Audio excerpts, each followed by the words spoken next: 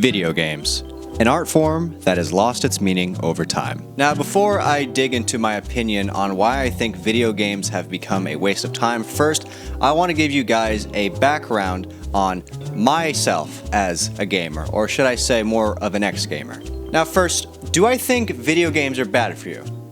No, I mean, depending on who you are. Just like with any other source of media through movies, TV shows, even books, you can learn a lesson playing a video game. In fact, you can actually learn more of a lesson because you yourself are controlling the character who's learning a lesson himself. And plus, video game music is the absolute best, not because it's just so good, it's because you can usually use it on videos without getting a copyright strike. Even though I just called it a waste of time, I watch NFL games regularly. Every game there is, I try to watch it, especially if it's the Patriots, and I even collect NFL cards. Also, I know I call it a waste of time, but sometimes I do play video games here and there, but as of late, the only console I've been using is my 360 just to watch The Sopranos. And I do have a collection of video games, but to me, I just have it as a collection. I bought Mario 64 even though I don't own a Nintendo 64, I just have it because to me, it's a collectible. I grew up playing Nintendo games. I played a lot of video games. My favorite video game of all time is Mario Sunshine, followed by Breath of the Wild, Cuphead, Sonic Adventure Director's Cut on the GameCube, Please Don't Laugh, and Mario Kart 8 Deluxe, with honorable mentions to both infamous games on the PlayStation 3. Now, I've played a variety of video games, even though I really only played Nintendo games. We just kind of stuck to that as a household because we didn't really have the money to afford Wi-Fi back then, and plus I had friends who had their own 360 and their own PlayStation, so it was not like it was that's all I had to play, because every time I went over, we just play the games on their consoles, and we're happy with that. Even though I haven't really played a lot of online games, there is one game that I went hard online. Mario Kart 8 Deluxe. Now, I made a video on it. You should go check it out. All I need is a mushroom. That's all I need. Just give me a mushroom and I win the race. Mushroom and I win the... Oh, perfect. Yes. Come back. And also, with this game, allow me to flex on you guys real quick. When I played Mario Kart 8 online for a month straight on my brother's Switch, I had a 33% chance of winning the race and a 66% chance of finishing in the top 3. Well, at least Mario Kart has a good way to tell me that I have good luck. Sources, my notes. Now, most of you watching will think, who cares? Which, you're right, who does care? Who am I trying to impress? Will it get me anywhere in life? Is it something I want to put on my job application and my resume? I mean, I wish, but no. Looking back on that not even 2 years ago, I just think to myself, what could have I done better to improve myself in life besides beating Redditors and 8-year-olds? A lot more. Which allowed me to ask you this. If you spent half the time you do on a video game or really any screen at all to improve your life, what would you pick and how much would you improve at it? Instead of playing another round of Call of Duty, you could be reading something to gain knowledge. Instead of another game of FIFA, 2K, and Madden that people keep complaining about but keep buying annually, you could be working out to look like the athletes you are controlling. Instead of another game of League of Legends at 3 a.m., get 8 hours of sleep so you don't feel like slop and look like this. And for those who are still watching and rolling their eyes, am I wrong? Where are the lies? Bars. And for those who are still watching and rolling their eyes, am I wrong? Where are the lies? Now, I don't think video games are a huge problem. I mean, there are benefits to it where they showed research where it improves reflexes, teamwork, sorta, and a lot of other factors. But the thing is, you won't master those factors really when playing video games. The reason you won't master these other benefits is because of the limited human interaction. Yeah, voice chat is one thing, but learning and trying to improve yourself when someone is actually right there will make you that much better. That's why I like playing video games when you're side by side with the person more fun. And really, ultimately, that's why I like older video games better. People complain about the split screen, but there's always going to be a trade-off to anything in life. I have an original Nintendo Entertainment System, and whenever I have friends over who want to play video games, I whip that bad boy out. Some get excited, and some get skeptic, but there's always one game that put the skeptics to work, which is Nintendo Hockey. I had a couple of friends in high school come over for a sleepover, and they gave me shit because I wanted to play this game with them, and then they did play. Actually, they played all night. They woke me up the next morning at 6 a.m. asking if they could play hockey on my Nintendo. Years later, I had friends over who were in college, and I put on the same game and they expressed the same joy they did as my friends did in high school. Simple, fast, and fun. You don't have to wait for a 30 gigabyte update on this and wait for it to connect online, and you don't have to wait for your friend to get on because they're right there. You put in the cartridge, turn it on, hopefully it'll work the first couple of times, and boom, you're already there. We live in a time where everything is fast-paced, and it's only getting faster, especially here in New England.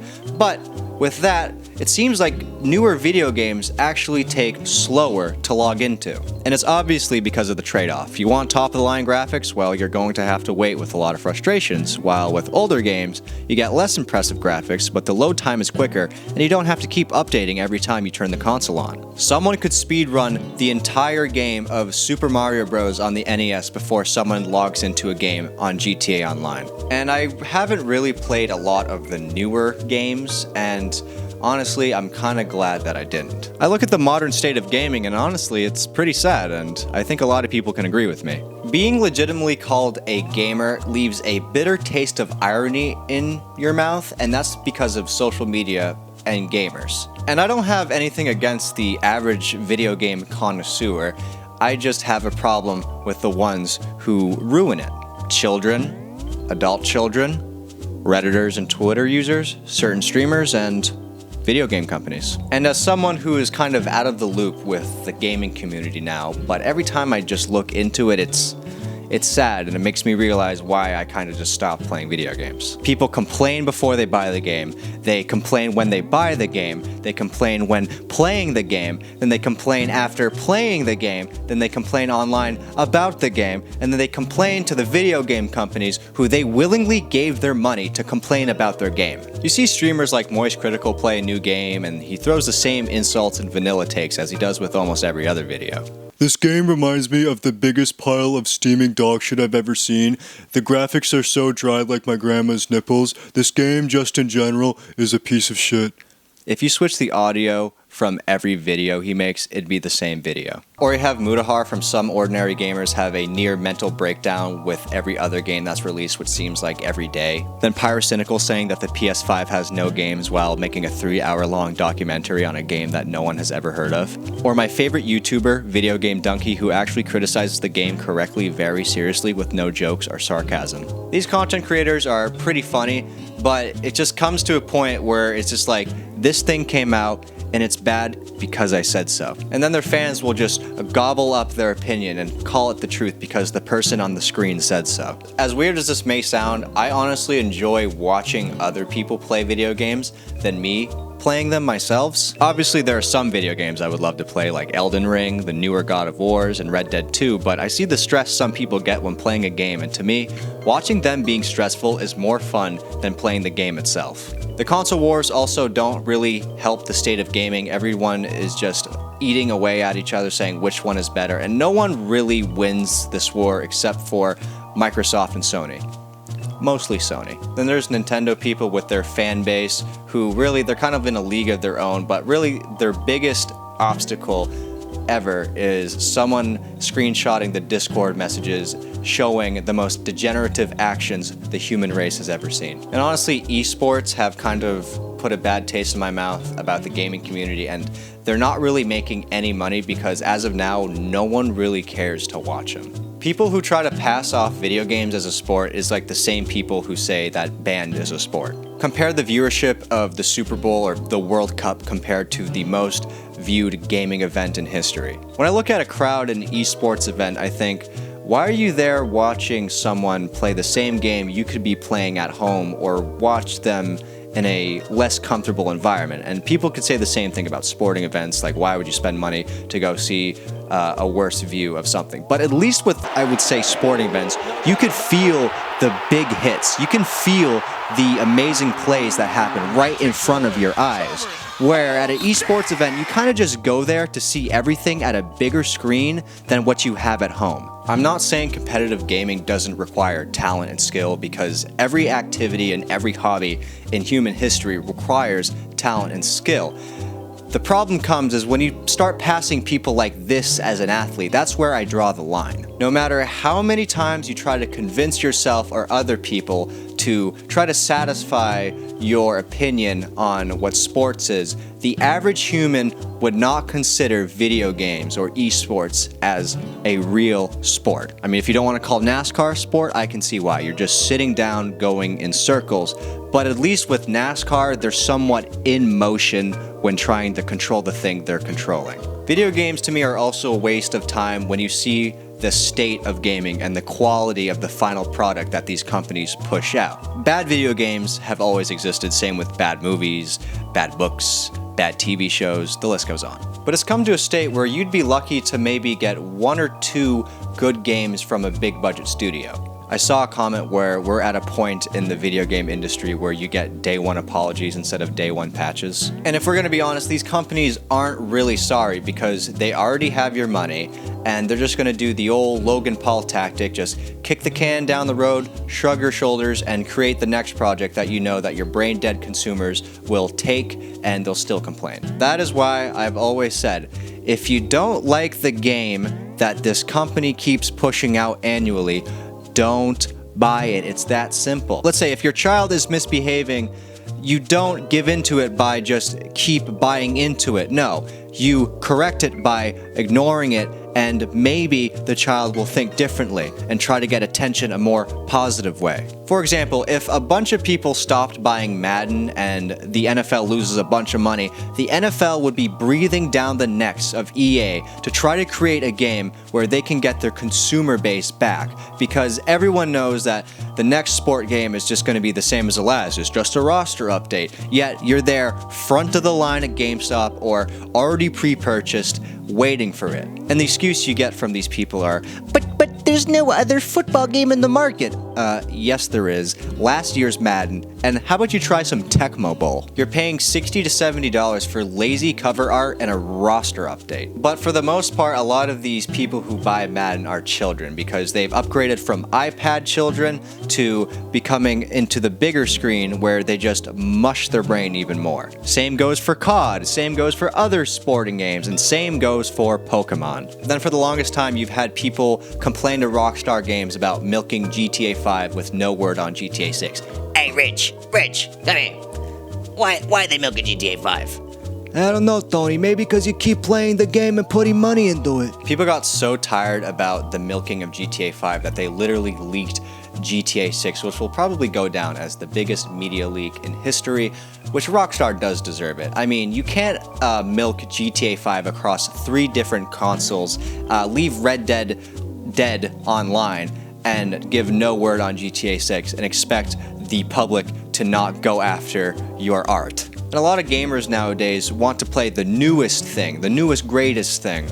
Well, just because something is new doesn't mean it's going to be good. A lot of these companies got their name from the older titles that made them successful. You know, emulators exist. You could also purchase older consoles and play older games. Just because it's old doesn't mean it's bad. A lot of people in my age range just want to buy the newest thing because they think it's the new best thing, which it's not. And that's the power how marketing is manipulating and just crippling our mind. There's a reason these video game giants became big, because they made older titles that their consumers really liked and they stuck with them. But now they just have them by the balls and they just keep using the infinite money glitch on the consumers and they just don't care. But there are a few companies who can get away with this because they're actually good. You got Naughty Dog, Rockstar, Nintendo, From Software, and a couple more. Not so much Bethesda. Todd Howard kind of ruined that for them. But just like these companies who produce the same slop every year, they don't have to take accountability just like these gamers. You can say anything on the voice chat or a Discord call, and 99% of the time,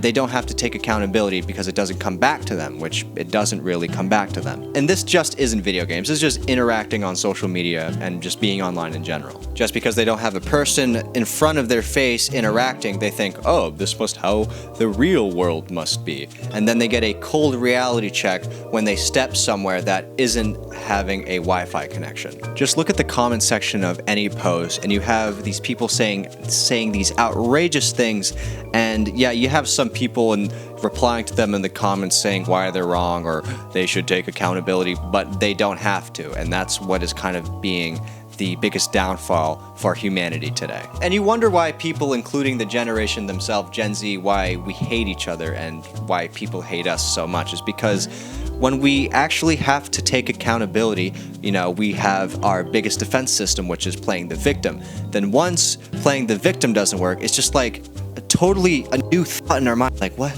Wait, what's this word accountability? What does that mean? And because of this, we don't really have people grow up anymore and they just become adult children. And where do we find the most adults who act like children? On video games. Not saying video games are only for children, I'm saying that it kind of makes you act like a child, which in a sense is not a bad thing. Do I think there should be a more controlled way to play video games? I mean, not really. I mean, actually, I would really like it if they did it how at the end of the movie Ready Player One, where these video game companies just take one day where online services are not available just for everyone to kind of come back to reality. But you know that will never happen because they'd lose a lot of money and gamers need to game. Gamers need to fill in that void that is missing in them, which is the void of adventure. No one really goes outside that much anymore. They can just be inside and experience a beautiful landscape on TV, but it's so much different when you're outside. I mean, everyone obviously knows that, when they say touch grass, but honestly, touch grass, maybe even touch a leaf. But what do you guys think? Do you think the current state of video games are deteriorating the minds of people who play them constantly? Again, I don't really play or buy video games even more.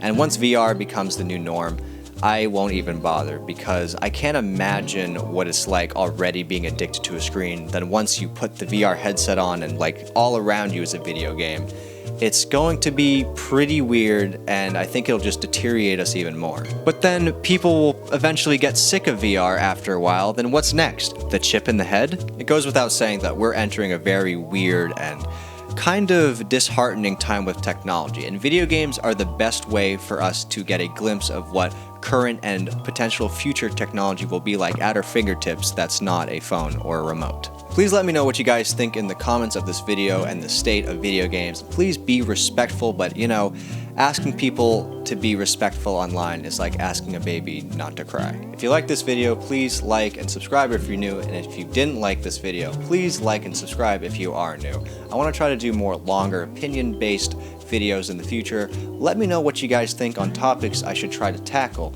And thanks again for watching. Please check out my other social media platforms on TikTok and Instagram, and I'll see you guys next time. Take care and game on.